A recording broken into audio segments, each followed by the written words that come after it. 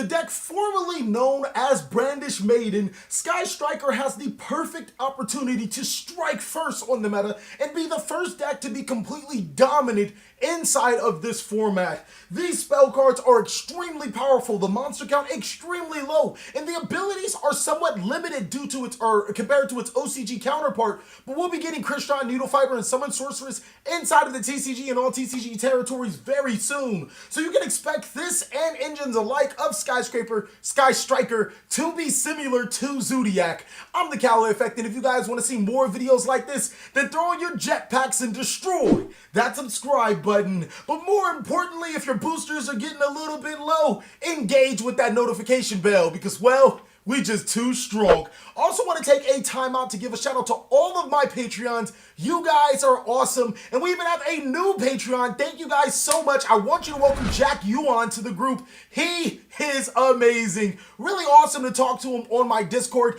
And while we're here, let's just start talking about Discord as well. I'm really old. I mean, I'm not that old, but I'm old enough to not know what Discord is. So figuring it out was a bit of a hassle, and then I realized it's like Facebook Messenger, except you guys can all join in on a party. So if you guys want to talk about deck ideas, show some awesome combos that even give video ideas, then you might want to join our Discord server. We're just started, but we're going to be really popping very soon. Without further ado, I present to you a competitive Sky Striker deck profile. Now seriously guys, try saying Sky Striker 5 times fast, and if you can't say it 5 times fast, you have to subscribe.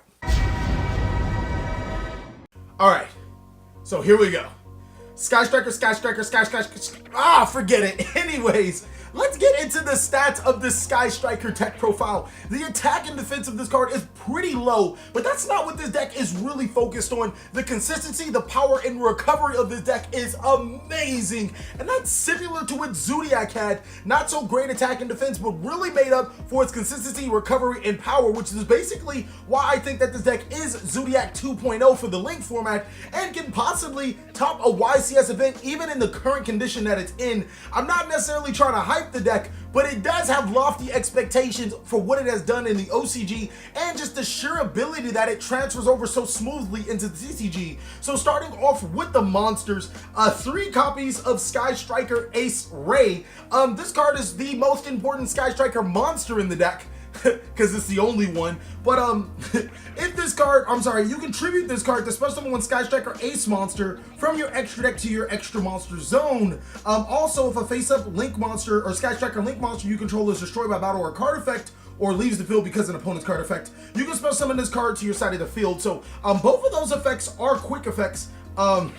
So it allows you to continuously spam off, or I think the second effect is a trigger effect, the first effect is a quick effect.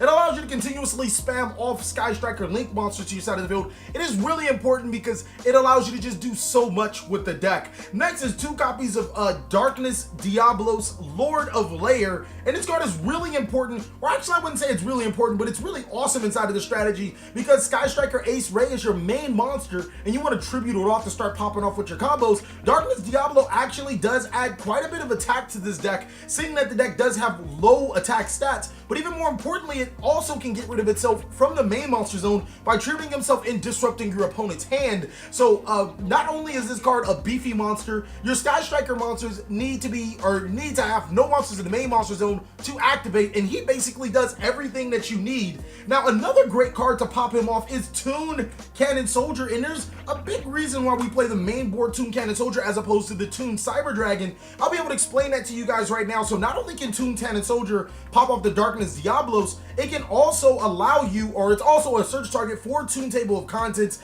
To be honest with you guys, it isn't the only Toon monster you can run. You can also run the Toon Cyber Dragon in your main board, or you can run Toon World, but Toon Cannon Soldier does have quite a bit of qualities. Another thing that I was thinking about is that also, since the new way that time works, Toon Cannon Soldier might actually come in handy. Let's say you hit your main phase and you go into time, you can summon Toon Cannon Soldier, burn a monster off your field for that 500 damage that just might be game. I thought that was pretty cool. Or you could just pop off your entire board for as much damage. I mean, I don't expect you to have a lot of board, but there it is. That's it basically for the summonable monsters. After that, we go straight into the hand traps with 2 copies of Drolin Lockbird, 2 copies of Ash Blossom and Joyous Spring, and 2 copies of Ghost Ogre and Snow Rabbit. Now, the reason why these cards are so powerful is because they all have a really huge effect on the meta. Ash Blossom and Joyous Spring just hits about almost every deck, a pretty wide variety of decks. Ghost Ogre and Snow Rabbit is the strongest hand trap in the game. And then newly added to the fray, I think that it just gets more and more powerful, especially now since this deck is out, is Droll and Lockbird. It's extremely powerful against Goki. It's powerful against this deck as well. And it just deserves a spot inside of the main board, especially seeing that this deck doesn't have all of the, like, it doesn't have a lot of monsters. You don't have to, you know, be monster heavy. There's a lot of room to play with inside of this deck. If you guys can't afford Ash Blossoms, then Effect Veilers are not a bad option as well. On to the spells. There are quite a bit of spells inside of this deck. So 3 copies of Sky Striker Startup Engage. This card is freaking, it's the best card of the deck. It's literally the best card of the deck. Basically, all of the Sky Striker monsters say if you control no monsters on the field or in your main monster zone, I'm just going to skip that clause for all of them. It allows you to add 1 Sky Striker card from your deck to your hand, and also if you have 3 or more spell cards in your graveyard, you can draw 1 card. Keep in mind, this card is not once per turn, and that's the beauty of this card. That's what makes it so freaking powerful, is because you can start popping off your Sky Striker monsters, keep on recurring this card back to your hand, and then search everything you need, plus potentially gain an additional draw. 3 copies of Sky Striker Mecha Hornet Bit. Now this card it's really good, but it's not as powerful as it could be because we don't have Krishan Needlefiber, so Jet Synchron really isn't an option inside of this deck. So don't get me wrong, it's still powerful. It's another monster inside of your deck that you can use for your Sky Striker Ace Link monsters, and it's still really good at getting a free token to your side of the field. Next is 3 copies of Sky Striker Mecha Widow Anchor. I don't think that this card is as powerful as people think it is, but nonetheless, it's still a very powerful, very searchable card. Negating your opponent's monsters is critical, but being able to take control of their monsters just for a little bit, you know, why you don't occupy your main monster zone, is also pretty cool as well. It serves as really good disruption, and I think it's best inside of the Sky Striker deck in itself. Next is going to be 2 copies of Sky Striker Aerial Space Area 0. I was running 3 copies of this card and 3 copies of Terraforming, and then I started to see this card way too often. Like, I just did not want to see this card that often, and I also realized that it was very searchable through your Engage, and also Terraforming itself. So I think it's a pretty safe card at 2. It allows you to basically excavate your cards, and if you excavate a Sky Striker card, which we play a pretty good amount of, you can add 1 of them to your hand and shuffle the rest into your deck. The best thing about it is that it's sent to the graveyard. You can summon Ace Ray from your deck to your side of the field. This card is just really good. I mean, wait, hold on. Then if a Sky Striker monster, send the targeted card to the... Okay, never mind. It allows you to basically tutor any card from your board to your side of the field. I just had to make sure I was completely right with that. 1 copy of Terraforming to search the 2 copies of Sky Striker Aerial Space, just in case you don't want to use your starter Engage on it, and it puts a spell card in the graveyard. 2 copies of Sky Striker's Skill Afterburner. Now this card's also extremely good. And the reason why is because this deck doesn't have a lot of attack, so dealing with opponent's monster threats is a little bit problematic. Not only does this card allow us to destroy our opponent's monster, but if you have 3 spell cards in your graveyard, you can destroy a spell or trap as well. That's going to be followed up by, you won't believe it, these 2 face down cards, my apologies, is actually Sky Striker Mecha Module Multirole. And basically what it does is once per turn, you can target 1 other card you control, send that target to the graveyard. Also, your opponent cannot activate cards or effects in response to your spell activations for the rest of the turn, even if this card leaves the field. You can only gain the previous effects once per turn. Now, once per turn during your end phase, you can set Sky Striker spell or trap cards with different names from your graveyard up to the number of Sky Striker spell cards you activated this turn when this card was face up on the field, but banish them when they leave the field. So basically, it allows you to tutor your Widow Anchors back to your side of the field. It gets you all your Sky Striker cards, but the best one is Widow Anchor because you can actually use Widow Anchor on your opponent's turn. And the only cost is actually losing your cards by banishing them, which isn't really that bad because you can always just start going into Sky Striker cards again. I apologize for having them face down. It's just one of the cards that I didn't get the proxy. Lastly is Sky Striker's Skill Jamming Wave. This is the MST for the deck. Being able to destroy a spell or trap card, and if you destroy the spell or trap card and have 3 spell cards in your graveyard, you can destroy a monster.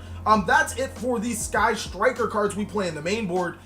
There is another Sky Striker card that I play 0 of. It is the Equipped Spell card, and I don't want to say that it's a bad card, but reading over its effects, it seems really subpar. I can't recall its effects offhand, but it wasn't a great card in my head. I just couldn't think of any utility for it. Next, for the non-Sky Striker cards is, of course, the Toon Table of Contents. This card loads your graveyard up with spell cards to later abuse all of your Sky Striker spell cards. Literally, having one of this in your hand immediately says, okay, so after you resolve all 3 of these, all of your Sky Striker spell and trap cards, or all your Sky Striker spell cards, can now gain their second ability. Upstart Goblin, because not only does it get you a draw, it puts a spell card in your graveyard. Reinforcement of the Army for a Brandish or Sky Striker Array. Now, Twin Twisters I felt was really good into the extra deck because I know it's good against True Draco, it's good against Pendulum Magician, but some decks actually mainboard anti-spell for Altergeist, True Draco, and Twin Twisters is an excellent response because sometimes you can actually sneak an extra spell card in your graveyard as well as Twin Twisters in your graveyard and get rid of the anti-spell fragrance. And it doesn't matter once you start popping off your engage because that'll get you advantage as well. 1 copy of Raigeki. I was stuck between this and Foolish Burial, mainly because this card, or Foolish Burial, allows me to put Diablos to the graveyard and put the spell card in the graveyard, but Raigeki is just excellent for clearing boards, so I really went with the Raigeki because, it's a board wipe. And then lastly, for the traps, is 3 copies of Infinite Impermanence. For the people that can't afford Impermanence, I would probably play Solemns. I don't think that Solemns are terrible. Maybe even, man, I just wouldn't know because this is a trap card that you can activate from your hand. It's just a really powerful card. That's it for the main board at 40 cards. This deck is pretty standard. It's not really too many changes you guys can make. When we do get the invoked Link monster, the deck does change up a little bit, as well as when we get Kristan Needlefiber. The deck will change a lot more, but also High Speed War Chambara is also good for this deck, but that's again when we get those other cards. Let me show you guys this extra deck. So starting off with the Link monsters, past Sky Striker Ace Kagari and Sky Striker Ace Shikuzu, nothing else, I hate to say it like this, but nothing else really matters for the TCG version of this deck. The reason why is because these cards are extremely powerful in their own right, but when Kagari is summoned, you can add a Sky Striker Ace spell card.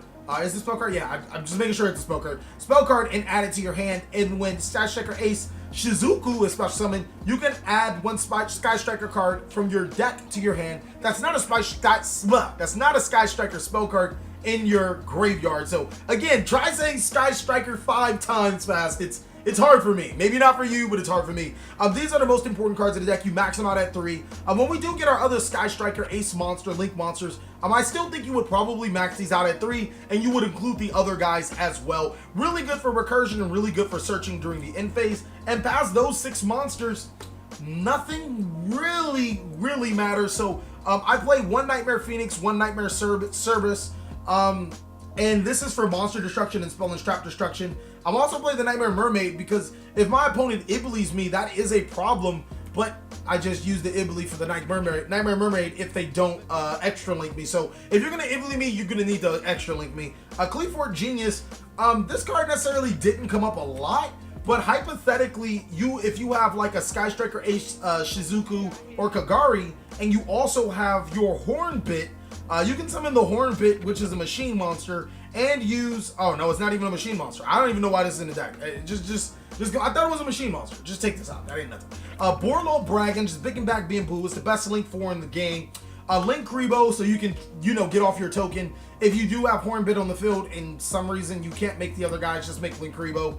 Chimera Tech Mega Fleet Dragon. This card's actually important, just as important as the Sky Strikers, because you do play the Toon Cyber Dragon, whether it's in your main board or sideboard. And then Cypher and Lord Omega, I actually play that because I play certain cards in my sideboard. But to be honest with you guys, past these 7 cards, the Mega Fleet and the Sky Striker Ace monsters, you can play whatever you want.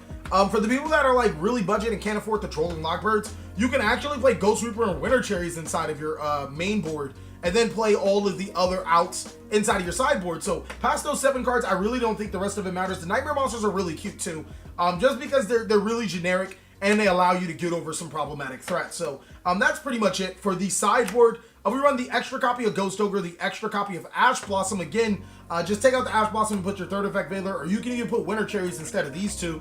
The Toon Cyber Dragon, That's for the decks that make a really big monster in the extra deck. What I've noticed about Yu-Gi-Oh! Is that a lot of decks don't put a lot of big monsters in the extra monster zone, so Cyber Dragon has definitely lost a little bit of luster, but still Mega Fleet is a card. I think that there's going to start to be decks that will put better monsters in the extra monster zone. Actually, now that I think about it, they do put Unicorn in the extra monster zone, so you summon this Toon Cyber Dragon, and he's just like, give me that, homie. That's mine now. Next is one copy of Lady Lilith. I'm still testing with this card. I actually like it a lot inside of this deck. It does search Infinite Impermanence if you like really need it, and it gets itself off the board, as well as trigger your Darkness Diablos and search some of our sideboard cards. Of course, we run the Cyframe Gear Gamma with the Cyframe Driver. I've noticed that Ash Blossom could be problematic for this deck. So then we just slam these guys in there. We activate our Startup Engage. They Ash Blossom us. Nope, we're going to summon the Gamma and Driver, make Omega, and then Omega can banish itself off the field. So now we don't have any monsters on the field.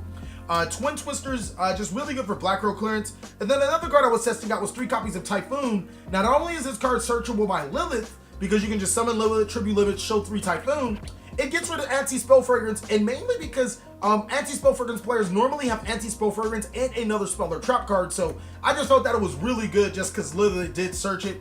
And then lastly is 3 copies of Evenly Matched. If you guys can't afford Evenly Matched, Sphere Mode is pretty good inside of this deck.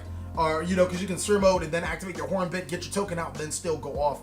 This deck is still really, really fun to play. I think that it's an awesome deck. I really do think that it does have that level of competition that it does bring to the table. And I really don't have much else to say to you guys. If you guys want to see a dual video of this, I'm going to try really hard because it's hard to get some dual videos out because our players are not really currently available. But go ahead and give this video a like. Let's try to get 150 likes on this video. Again, if you guys have any other questions, comments, or concerns, always hit me up on Discord. I'm always open then. Thank you guys so much for watching. Please like, comment, subscribe, but most of all, enjoy. I hope you guys are having a great day like I am.